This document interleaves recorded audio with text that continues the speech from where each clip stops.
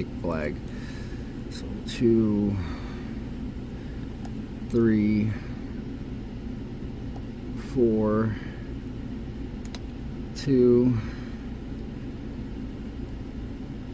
1. Now I'm going to go back to the back.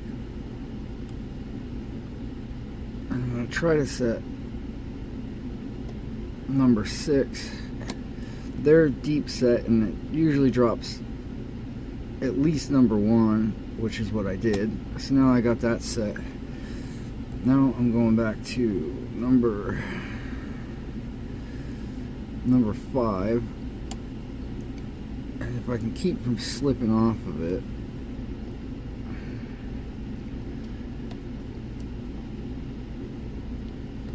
there we go, and number 5 opens it up. But that is the visalock.